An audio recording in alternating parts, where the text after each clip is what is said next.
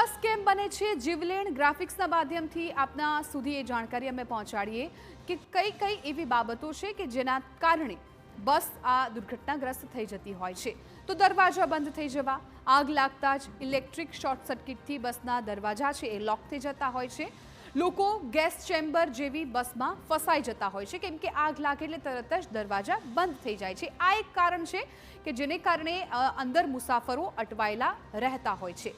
મહત્વપૂર્ણ છે કે આ સિવાય જો અન્ય બાબતની વાત કરવામાં આવે તો ખાસ કરીને ક્ષમતાથી વધારે પેસેન્જર જે ભરવામાં આવતા હોય છે બસમાં, કેમ કે જે બસની વચ્ચે બંને સીટની તરફ વચ્ચેનો જે પેસેજ હોય છે એ પેસેજ ખૂબ સાંકડો હોય છે અને એમાં પણ ક્ષમતા કરતાં વધારે બસમાં મુસાફરો બેસાડવામાં આવતા એ પેસેજ પણ ભરાઈ જતો હોય છે અને આગમાં ધક્કા મુક્કી વચ્ચે પણ બહાર નીકળી શકાતું નથી હોતું।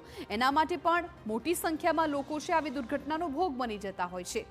આ સિવાય અન્ય કારણોની જો વાત કરવામાં આવે તો ખરાબ વાયરિંગ ખાસ એક પણ કારણ છે કે જેને કારણે આવી દુર્ઘટનાઓ બની શકે। જૂના અને ખોટા વાયરિંગથી નાની ચિંગારી અગનગોળો બની જતી હોય છે। ઘણી વખત રિપેરિંગની વાત આવતી હોય છે તો એમાં પણ લોકો ચલાવી લેતા હોય છે, એટલે નાની અમથી પણ જો ચૂક રહી જાય, જો જૂનો વાયર હોય એને રિપેર કરવામાં ના આવે અને વ્યવસ્થિત કરવામાં ન આવે તો પણ મોટી દુર્ઘટના સર્જાઈ જતી હોય છે।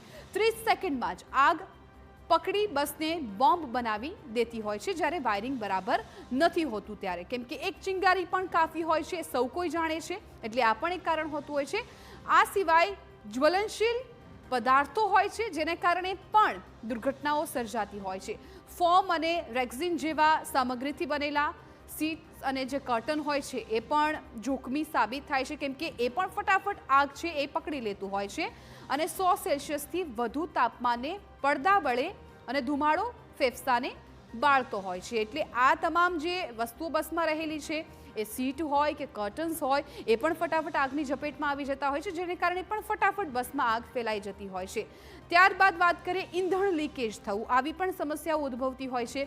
ડીઝલ ટેન્કમાંથી લીક થતું 500 લીટર ઈંધણ જોખમી સાબિત થઈ જતું હોય છે અને આ ઈંધણ છે એ ફટાફટ આગને પકડતું હોય છે।